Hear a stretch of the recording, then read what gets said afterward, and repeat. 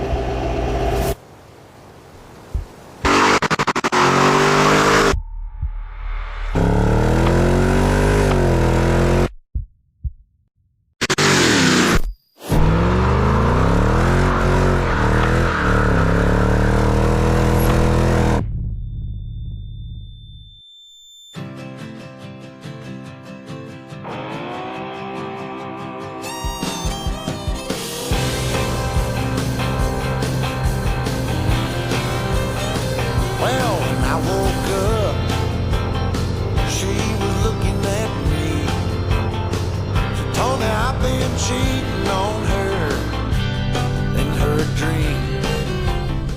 Yeah, I sold the Porsche 944 for this marvel of American engineering. And what's pretty funny about this car is that every time I accelerate, I give off as much testosterone as the entire male side of my family for generations and generations. That's not insignificant. The recipe is super simple to get this result. A naturally aspirated 4.6-liter V8, a solid rear axle in 2005 but with a limited slip differential. And a terrible automatic transmission. All of that is the recipe for what is certainly one of the worst cars I've ever driven in my entire life. And after driving just a few hundred kilometers with this car, I realized that actually no, it's very likely one of the best cars I've ever bought in my life. But actually, all of that was before I realized just how much this particular example, this very specific model, was a complete piece of junk. But to understand how I ended up buying this pile of automotive contradictions, we have to go back several weeks or even several months. And actually, it's pretty simple. So I actually spend a lot of time seeing my buddies at Maui Automobiles in Bourg-les-Valence, and they mostly import American cars. And every time I go there, I see this car parked in a corner. At first, I didn't really pay much attention to it. And then, the more I go there, the more I see it. And honestly, it starts to really bother me to see a Mustang just collecting dust. Because even if it's all beat up, damn, a Mustang is still a Mustang, you know? It's still the foundation. It's the very essence of the American car. I mean, the Mustang has been a dream for decades, for teenagers, for kids, for grown adults. You see it in movies, TV shows, and video games, but this one just sits there collecting dust, which bothers me. So one day I asked Loris, man, what are you doing with that car? And I knew I was going to regret asking that question because either way, I don't have the cash to buy a Mustang. And actually, he explains to me that he didn't really handle the purchase well, that the model has a ton of problems, that it's kind of a lemon, and he doesn't want to sell it because he doesn't really want to get himself into trouble. Which makes sense when you're a professional and you sell a car, well, you're the one who's responsible for it. And then I'm standing there in front of this car and I'm thinking, wow, but still it's a Mustang. It's really impressive, like the kids say. I look him in the eyes and say, hey, want a 944?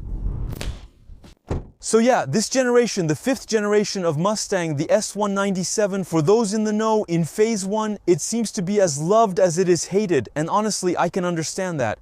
The interior fittings are worthy of a Playmobil camper, the brakes are like those on a cheap mountain bike from Decathlon, and the automatic gearbox is as responsive as an intern after a hangover. That's a lot of negative points. But we shouldn't forget that thanks to this reputation, it very proudly takes its place in the Mustang lineup. And to understand where this comes from and how we got here, we have to go back much further than just a few weeks or a few months. Here, I'm taking you back to the 1960s.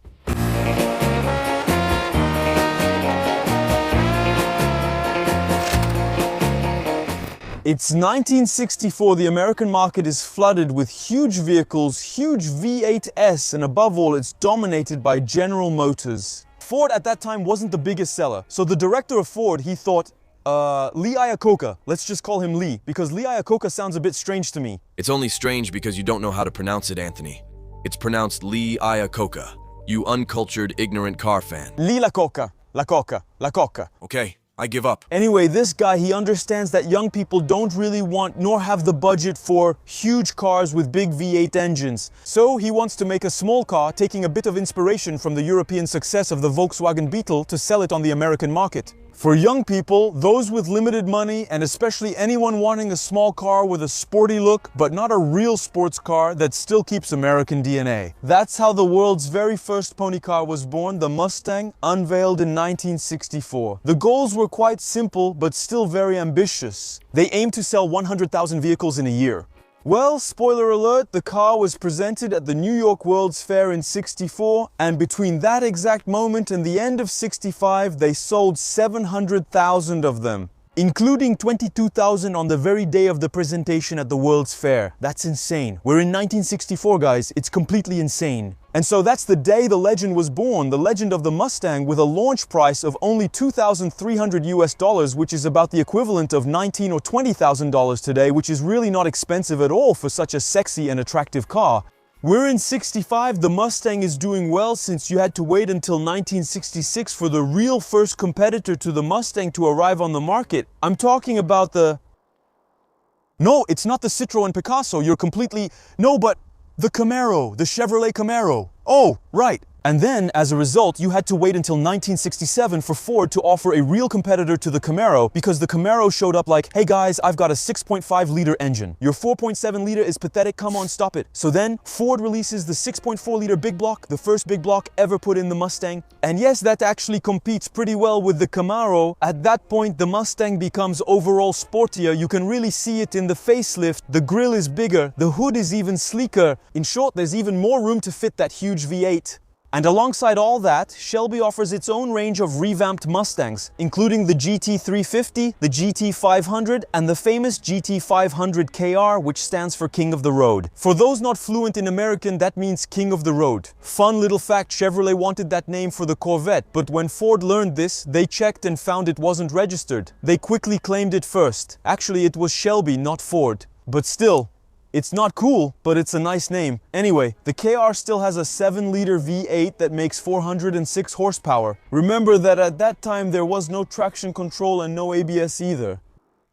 The years go by and the versions of the Mustang become mind-blowing. How could I not mention the Boss 302, the Boss 429, the Bullet, which is named after the movie of the same name? I think you got that. Basically, the Mustang at that time becomes the ultimate cool car. Period. By the way, Steve McQueen during the filming liked that damn car so much that he tried everything to buy it back. He sent letters to the owner of the car and everything. The guy always refused, and Steve McQueen never saw it again in his lifetime after the filming. It's crazy the car disappeared until 2018 when it resurfaced. It sold at auction in 2020 for $3 or $4 million.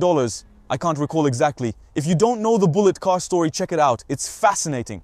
But anyway, that was just the introduction to one of the coolest cars in the world. But the story is still extremely long. In the early 70s, Ford unveiled the second generation of the Mustang, and that was a shock for enthusiasts. But you have to put things in context. At that time, the United States was going through a major oil crisis, and people just didn't really want sports cars anymore, plain and simple.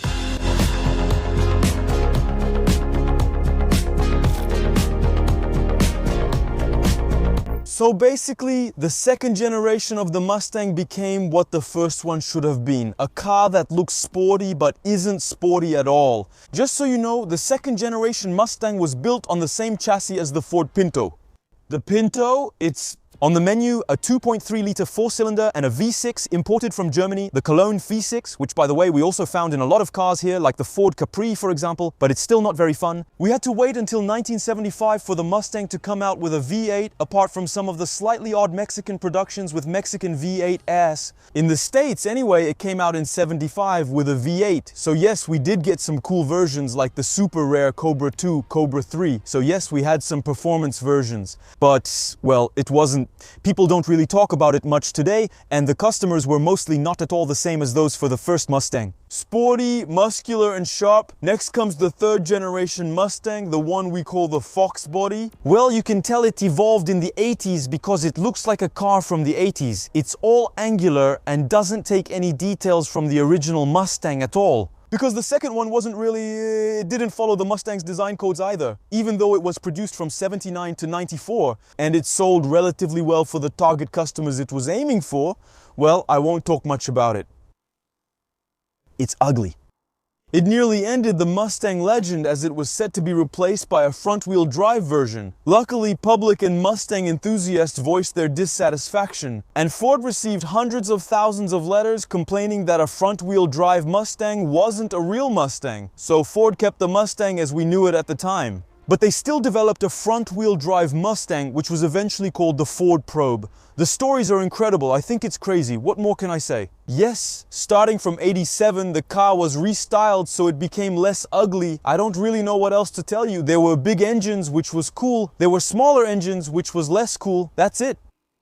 Well then, if you can count, comes the fourth generation of Mustang. In the jargon, it's called SN95. It's definitely meant to be much more modern than the third generation. It's also much rounder, like absolutely every car in the world. The 90s, I don't know why, did that to cars. And it uses the same platform as the third generation, the Fox platform. Except this time, it's the ultimate evolution of this platform to make it much more modern. Well, it still keeps the solid rear axle.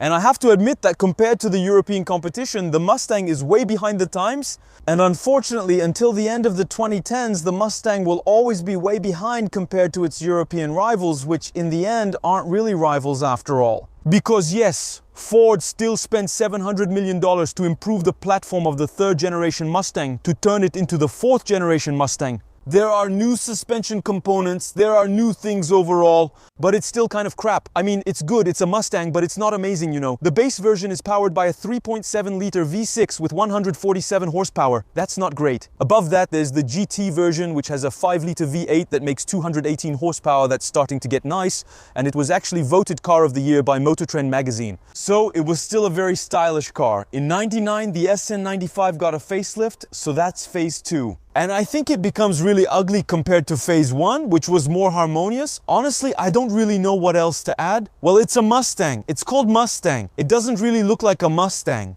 They spent their time adding options like the 6 CD changer. And then they also moved the fog light button. Yeah. In phase 2, it's on the lower center console. In phase 1, it's by the cup holder. Who cares? Did I write that? Nobody cares. Hold on, I'm coming. I better not fall, there's still water. Hop, hop, there we go. Yeah, in 2001 they released the Bullet version, which was the one that referenced the movie. It had better performance than the regular GT. It had a better intake and a better exhaust. It had a lowered chassis and came in green like in the movie. I really like this car. Honestly, I don't know what else to say because after that there's the 5th generation, which I think is the most beautiful. It's simply the nicest. This one really reminds you of the Mustang from the 60s. There are a ton of really cool details on this car.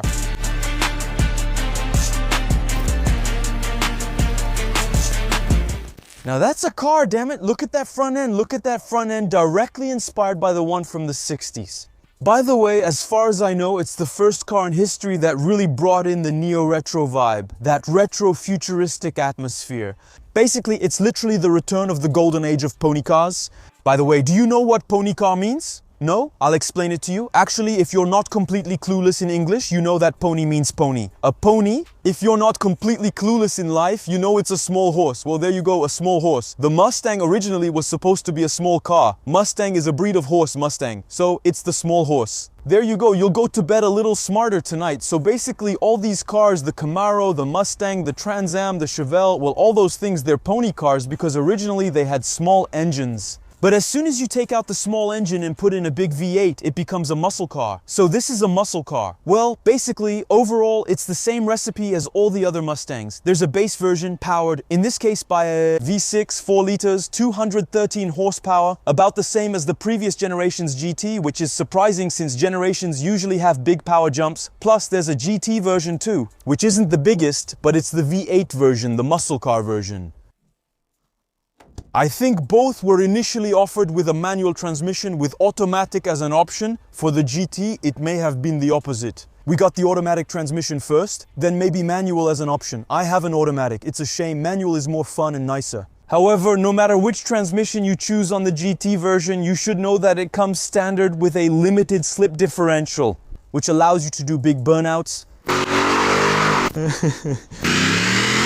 Yeah, that's true. I do that sometimes. It's just another Sunday activity for me. Yeah. But here's a little story. Actually, Ford was heavily criticized when they released this generation of the Mustang because they had still gone with a damn solid axle. For those who don't know what that looks like, well, it's an axle like on a damn 4x4 from the 80s. Or like on a truck, it's a solid axle. So sure, they tried to improve it by adding arms everywhere to get better stability and better control. But objectively, it's still really not great technology. But basically, during a press conference, Ford admitted they chose a solid axle. If they developed a new rear suspension for the Mustang, its retail price would increase by about $5,000. And when you know that the car was worth less than $20,000 for the V6 Coupe, well, I can understand that yes, $5,000 is quite a difference.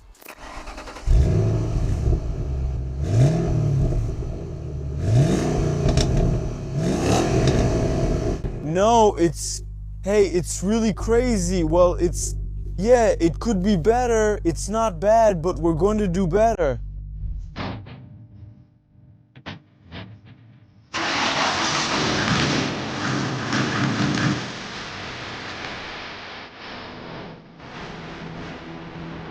Yeah!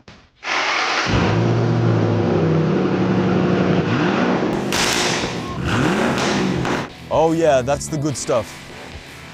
Well, now the next steps are going to be very simple. That and some Focus ST exhaust tips. They look like the original ones, just a bit bigger. And now it really fills the bumper hole nicely. It's going to look really cool. So after that, just a heads up, this is temporary. Clayton will come in a few weeks when I have money or a sponsor who can provide lots of stainless steel. Then we'll build a full exhaust system with large mufflers, especially with valves. Because in my opinion, driving like this, I think it's annoying for the people around.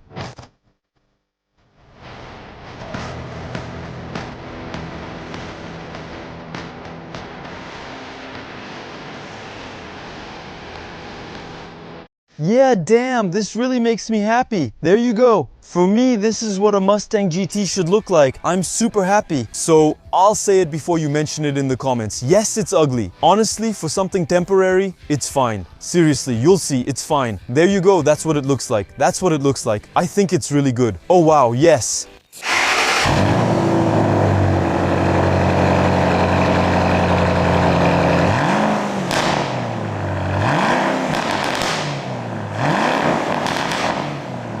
There you go. For me, that's a Mustang GT. I'm super happy. But now I'd like to show you something else because earlier I talked to you about neo-futuristic, neo-retro. And yeah, that's exactly what it is. These are the rims from my 5th generation Mustang. And when I say it's really neo-retro, actually, if you compare them to the rims from Mustangs in the 60s, they're the same. And I think that's super stylish. You know, those 5 slightly rounded spokes with a kind of offset and so on. In a different shade. Honestly, it really screams the 60s, and I think it's really well done. However, I personally find these rims really ugly. And I think that on Mustangs like this, there are millions of rim styles that look good. But for me, the rims I prefer are really the Shelby GT500 rims, and I think they're really super stylish. The problem is finding those here is almost impossible, but you see in my sentence I said almost, so I found 4 Shelby GT500 rims.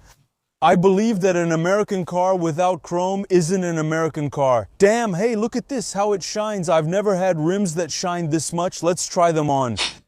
These aren't Clio Campus rims, so honestly, I think I'll struggle to lift them that high. We should be pretty much lined up, yeah? Yes!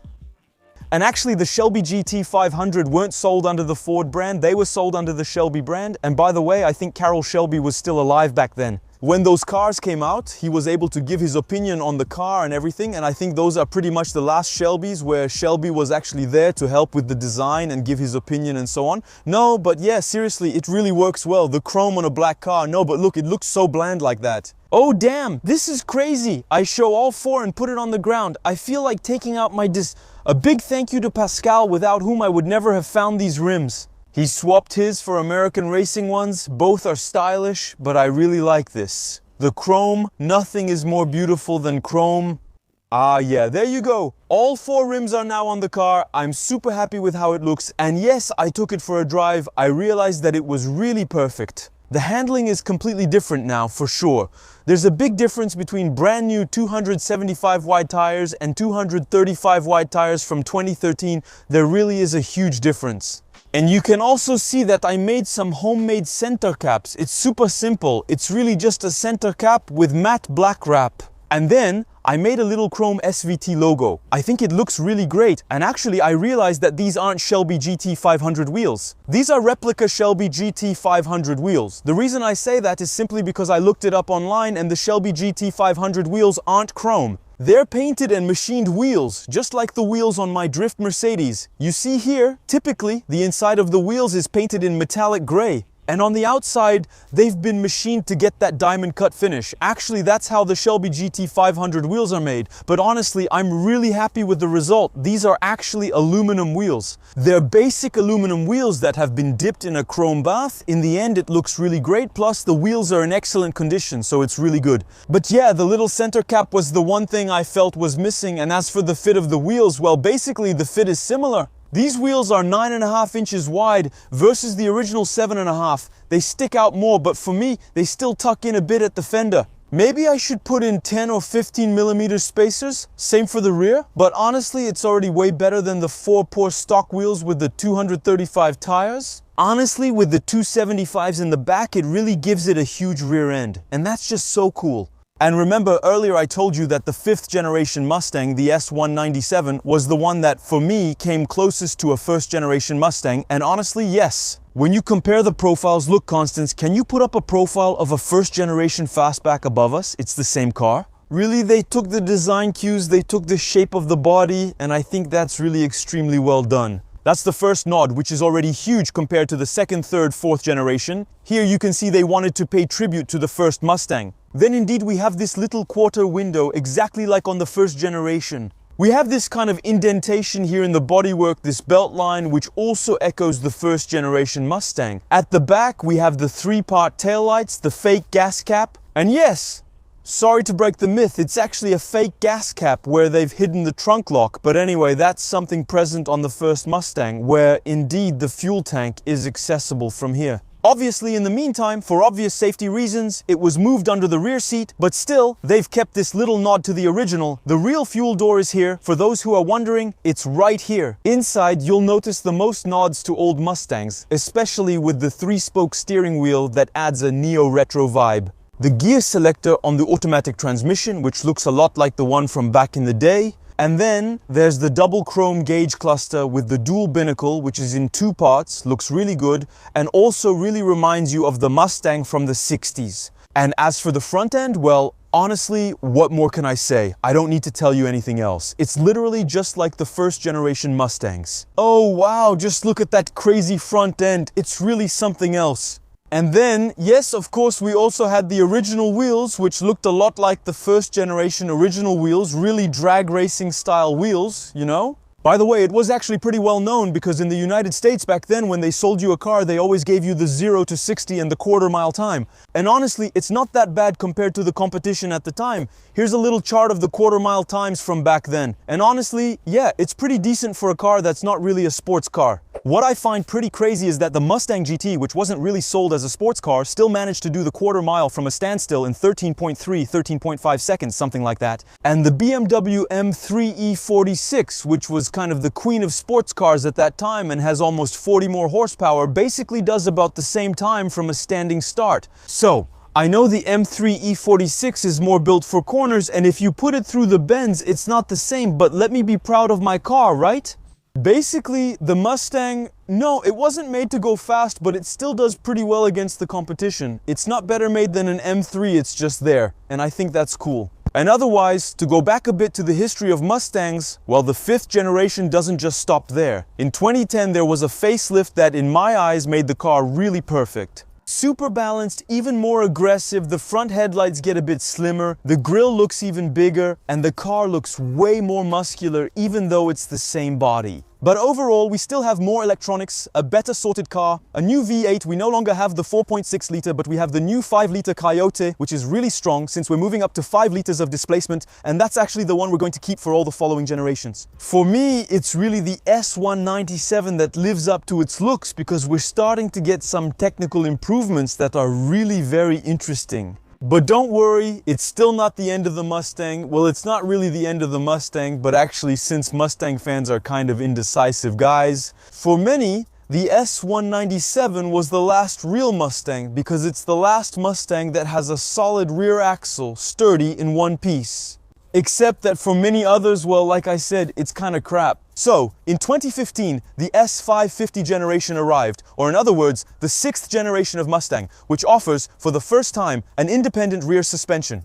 Crazy! The return of the 4-cylinder 2.3 EcoBoost is honestly super playful and feisty, having driven it myself. The sound, of course, doesn't really seem American, but it's still a super pleasant car to drive and pretty agile for its weight. Above that, we obviously have the 5-liter V8, the famous Coyote. Then, there were a ton of versions, the GTs, the Bullet, the Mach 1, I think the GT350, GT500, in short, as usual, an endless range of vehicles. And now, we're starting to get really modern automatic transmissions since we have a 10-speed torque converter automatic, which is really incredible and allows you to save quite a bit of fuel on long trips. And of course, we still have the 6-speed manual transmissions. The look of the S550 is definitely more modern, but it still keeps the DNA of the Mustangs. We still have the famous rear light signatures, which are now LED and so on. Yeah, it's much more modern, but we still keep the super aggressive look of the Mustang, which works really well. Yes, what you're seeing there is my dog's tail. Oh, you stink! Oh man! In 2018, the S550 generation got a facelift with a bunch of technological advancements. Well, yeah, it's the 2020s, so obviously a lot is happening, even if it's not all that significant, but still a lot is going on. And in 2023, it comes to an end. Starting from 2024, we have the S650 version, so the 6th generation of Mustang. It's basically the same formula, but even more modern with the 4th generation of the Coyote V8.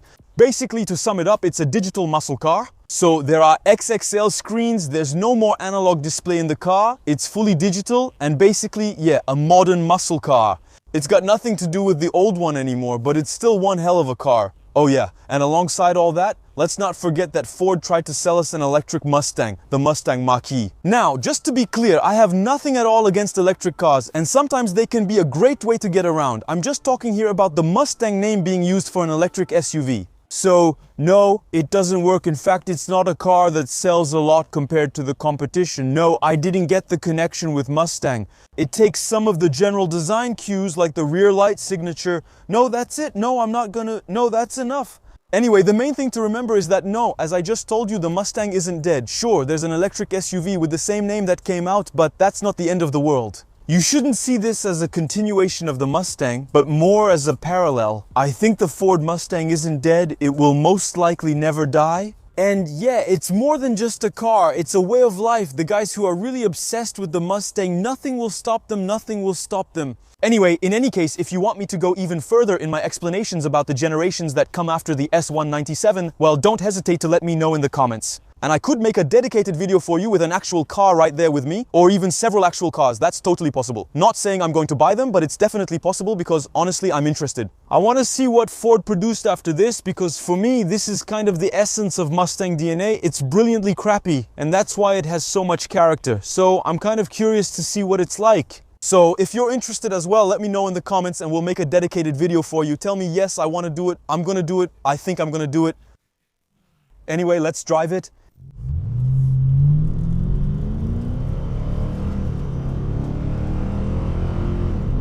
You can tell right away, the image, the impact this car has on regular people is totally different. As soon as they see the car, what do they see? First off, the Batmobile. It's a black American car with a crazy look. They hear an exhaust that's roaring, they see chrome rims and rust all over the place, but we'll get back to that later. Immediately they think, wow, this guy inspires respect and confidence. The key words are class, elegance, home of. Honestly, jokes aside, now it's starting to look good. No, I'm really starting to fall in love with this car. A few months ago, I didn't care at all. It would never have crossed my mind to buy a Ford Mustang. From now on, all the videos will be in English because, no, in American because, yeah, I got a muscle car. Oh, the TGV. The French pride? Wow, so I don't know who polished the car, but it's not great. I can say that because I know it wasn't the guys from Maui. Besides, black is hard to polish. What are the plans for this car? 2 words. Modest restoration tuning. What's the opposite of modest? Too much. Honestly, we'll keep it simple. I'm waiting to see how it looks since it's an American car. Parts are cheap, but importing them is costly, so that's still undecided. On the other hand, aesthetically, I already like it 20,000 times more than before, but it's still not enough for my taste. Honestly, I'm pretty impatient to get my permanent plates because I have to admit, the French-style plates on the front bother me a bit. And in the back, I think a lot of people have noticed, it's actually a tractor plate. a US plate isn't shaped like that. It would end around here. Honestly, the plate is almost bigger than the car. It looks really ugly, but I'm happy, that's all. Still, with Clayton, we're almost certainly going to build a custom exhaust with huge mufflers to keep it a little quieter, but with valves so I can get exactly this sound whenever I want. The tips will stay. Or we'll just make new ones with Clayton that look the same, since I think they suit the Mustang's lines. As for the looks, I've still got plenty of surprises in store for you. I'm not going to tell you too much, but there are a lot of things that are going to happen to this car for the better, I think. And then as for the rest, yes, I have a lot to tell you. I paid very little for this car compared to its market value, almost 50% less than what it would be worth on the market, but there's a reason for that. In fact, there are plenty of reasons. You probably saw it when I worked on the exhaust system. The rear axle is already rusted, so that's one thing. It's not super serious, but actually everything around it is rusted to death. I checked, the chassis rails aren't rusted. On the other hand, yeah, there are a lot of things to save, like the entire floor of the car. Let me show you. Actually, on this car, I removed an aftermarket alarm, and so to remove this alarm, well, I had to take out the carpets. Ah, damn, this is stressful. Damn, what a mess. Oh man, I didn't go this far last time. I'll show you with one hand. Here, you can see the brake lines very clearly. Here you can see the ground. There you go. So, that's at the front here. Under the seat, it's the same. In the back, it's the same. Passenger side over there, it's the same. Same. Basically, you have to take apart the entire interior, use the grinder everywhere, and that's it. That'll already solve a big problem. After that, honestly, it doesn't scare me at all because, well, cutting and welding with the 505, now I'm more than used to it, so that's already a really big problem. Then it's a lost cause. So, that's one thing. And then, well, yeah, in terms of bodywork, it's okay. The panels aren't all super nice. You need to repaint some areas since it's still a 20-year-old car. The hood, for instance, is starting to rust. Also, the front and back suspension both make clacking noises everywhere. So, I was aware of all that. Well, maybe I didn't know everything, and maybe not to that extent. Did I regret trading the 944 for this? At first, maybe a little on the first day. By the second day, I put it in perspective. I told myself, a Mustang is worth 20 to 30,000 euros, and I got it for half. So that's good. But the fuel gauge and central locking didn't work. They added an audio system with wires everywhere, cut the wiring harness, and the alarm was a mess. It's an American car. So let's say that, yeah, the first idea would actually be to strip down as much as possible to redo everything from A to Z. Replace all the bushings on the car with polyurethane bushings. There are kits for that, of course. Replace all the control arms, the suspension, springs, everything that can be replaced will be replaced. The rest will be sandblasted, painted with epoxy or spray paint, depending on what I can do at the time. And the goal is to have a solid car. Because, as I said in the introduction, the design of the rear axle makes it an unstable car. So now, with the 4 new tires, it's better, it's not perfect. Oh yes, and also, you probably noticed that when I was braking, the lights turned orange. Do you think that's normal? Exactly, it's not normal. Why does it do that? Well, actually, those are European lights. American lights are completely red.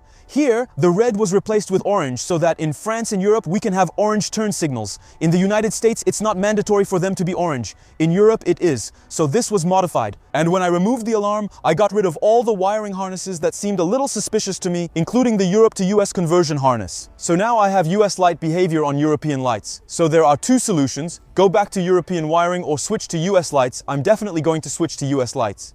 It's nicer and fits the car better, that's what it's made for. There was a lot of staging at the beginning of the video because for me it's a milestone. And every time I reach a milestone, every time I sell a car or buy a car, I want it to be a bit cinematic. I want it to inspire people, to make people want to do it. And honestly, yes, I want to make people want to do it. I didn't know anything about American cars. I probably know just 4% of this thing's history, but I thought it was interesting to share with you. By the way, are you interested in us doing a little restoration, a little prep work? There will be some engine tuning and of course some aesthetic tuning. Hey guys, it's a V8 after all. We're going to have some fun. We can do some really interesting things with these engines. So let me know in the comments if you're interested in us going into a bit more detail about what we're going to do with this car. Personally, I'd really enjoy that. All of this, of course, alongside the 505. I think that since the Taxi was kind of the side project alongside the RS3 drift car, I'd like this car to be a bit of a side project alongside the 505, especially now that I'm not procrastinating on the 505 anymore. We're going all in on it until it's finished. I really hope, guys, that you enjoyed this video as much as I enjoyed making it. If you like the content, friends, don't hesitate to subscribe. I'll see you again very soon on YouTube with a new video. And then you can catch me every Tuesday at 7:30 p.m. on Twitch for a new live stream. Yes, before it was 8 p.m., but 7:30 p.m. is good. That way I can make my soup before. Not bad.